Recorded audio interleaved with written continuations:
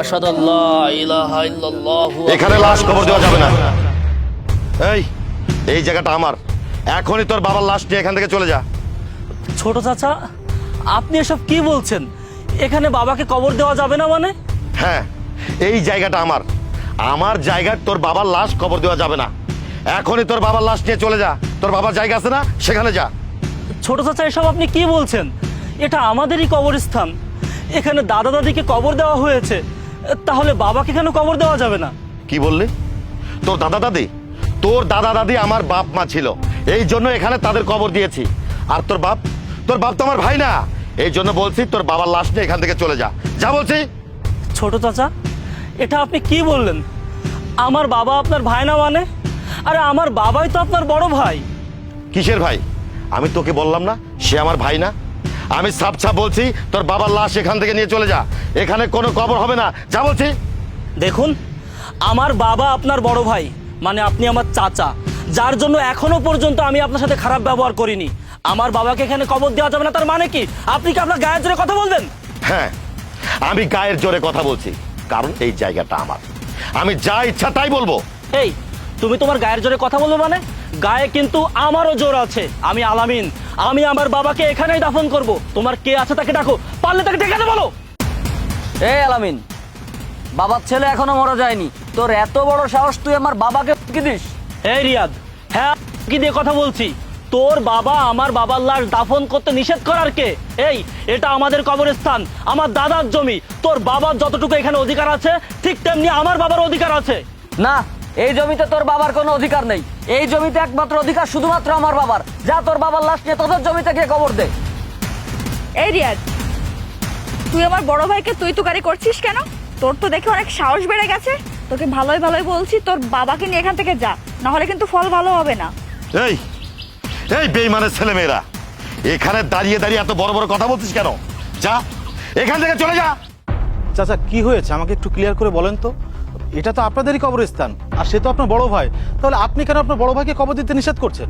কি বলবো ইমাম সাহেব, আমার বাবা মারা যাওয়ার আগে শহরের পাঁচতলা বাড়ি, গ্রামের বাড়ি সবার নামে রেখে যায়। কিন্তু আমার বাবা যখন মরে যায়, আমার এই ভাই আমাদের সাথে বেঈমানি করেছে। শহরের পাঁচতলা বাড়ি, গ্রামের বাড়িটা নিজের নামে লিখে নিয়েছে। আর আমাকে কি দিয়েছে জানেন? এই কবরস্থান। আমার স্ত্রী মরে যাওয়ার পরে আমার দুইটা সন্তান নিয়ে শহরের বাড়িতে থাকতাম। আমার বড় ভাই আমাকে দূর দূর করে তাড়িয়ে দিয়েছে, আমার ছেলে দুইটা এবং আমাকে। কি করব? গ্রামে আসলাম। গ্রামে এসে একটা ভাঙা বাড়িতে ভাড়া থাকলাম। আমার মা বড় দুটা ছেলেকে নিয়ে আমি রাস্তায় রাস্তায় ভেসে বেড়াচ্ছিলাম। আমি আমার বড় ভাইয়ের কাছে কাকুতি মিনতি করে কইছি, ভাই আমার এই মা মরা সন্তান দুইটা নিয়ে আমার একটু ঠাঁই দাও, জায়গা দাও। কিন্তু আমার বড় ভাই জায়গাতেই নাই, আমাকে দূর দূর করে তাড়িয়ে দিছে। কই যাম? ওই ভাঙা বাড়িতে ভাড়া থাকি। তারপর আমার এই বাবার সম্পত্তি ফিরিয়ে আনার জন্য যখন উকিলের কাছে যাই, আমার এই বড় ভাই কারি কারি টাকা ঢেলেছে যাতে আমি সম্পত্তি না পাই। তখন আমার এই ভাই অহংকার ও টাকার গরমে আমাকে ভাই বলে পরিচয় দেয় নাই। এখন আপনি বলেন, আমার জায়গা কি আমি তার লাশ দাফন করতে দিব? চাচা, এভাবে বলবেন না।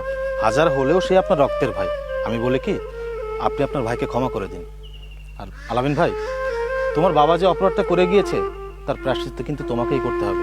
দেখো, আজকে তার আপন ভাই তাকে কিভাবে বদদুয়া দিচ্ছে, এটা তো সমাজের চোখে খারাপ। তাছাড়া এর জন্য কিন্তু আখিরাতে তার জবাব দিতে হবে।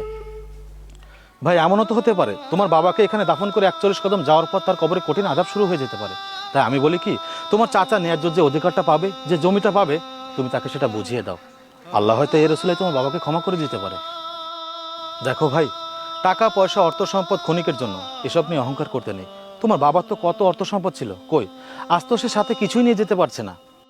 তাই আমি বলি কি, তুমি যদি তোমার চাচাকে খুশি করে তোমার বাবাকে দাফন করতে পারো, এতে সমাজের লোকও খুশি হবে, আল্লাহও খুশি হবে, এমনকি তোমার বাবার আত্মাও শান্তি পাবে। ভাই, তোমার বাবা না বুঝে একটা ভুল করেছিল, তোমরা জেনে বুঝে এত বড় একটা ভুল করো না ভাই। চাচা, আপনি বাবাকে ক্ষমা করে দিন। আমি বাবার পক্ষ থেকে, বাবার বড় সন্তান হিসাবে আপনার কাছে ক্ষমা চাচ্ছি। আর বাবার যেখানে যত সম্পদ আছে, আপনি ভাই হিসেবে যতটুকু পাবেন, আমি কথা দিচ্ছি লাশ দাফন করে যাওয়ার পর সবটুকু প্রাপ্য আপনাকে আমি বুঝিয়ে দেব। আপনি যদি বাবাকে ক্ষমা করে না দেন তাহলে আমার বাবা পরপরে শান্তিতে থাকবে না। চাচা প্লিজ, আপনি আমার অনুরোধটা রাখুন চাচা। চাচা, আপনি আমাদেরকে ক্ষমা করে দিন। চাচা, আপনার ভাতিজা যখন এত করে বলছে, আপনি আপনার ভাইকে ক্ষমা করে দিন। কারণ ক্ষমা করা মহৎ গুণ। আল্লাহ পাক তো বলেই দিয়েছেন যে মানুষকে ক্ষমা করে আমি তাকে অত্যন্ত পছন্দ করি। চাচা, আপনি যদি আপনার ভাইকে ক্ষমা করে দেন তাহলে হয়তো সে পরপরে ভালো থাকবে। আপনি কি চান না আপনার বড় ভাই পরপরে ভালো থাকুক? দেখুন, আজকে আলামিন ভাইয়ের বাবা মারা গিয়েছে, আপন বলতে আপনিই আছেন। এখন থেকে আপনি তাদেরকে দেখাশোনা করবেন। আলামিন ভাই ছোট মানুষ, হয়তো রাগের মাথায় কি বলতে কি বলে ফেলেছে, আপনি মনে কষ্ট রাখবেন না, আপনি তাদেরকে ক্ষমা করে দিন। বাবারে, আমি তোমাদেরকে ক্ষমা করে দিয়েছি। আর বিশ্বাস করো, আমি এভাবে তোমাদেরকে কখনো বলতে চাইনি। কেন বলেছি জানো? আমার সাথে এই যে ঘটনাটা ঘটেছে, আমাদের সমাজে যাতে এই ধরনের ঘটনা দ্বিতীয়বার আর না ঘটে। আজ এখান থেকে আমাদের সমাজের মানুষ একটা শিক্ষা গ্রহণ করুক। শরীক ফাঁকে দেয়া ইহকাল এবং পরকালের জন্য বিপজ্জনক। আর এই গুনাহ আল্লাহ কখনো মাফ করবেন না। আর ইমাম সাহেব, চলেন আমার ভাইকে কবরস্থ করি। ঠিক আছে, চলুন।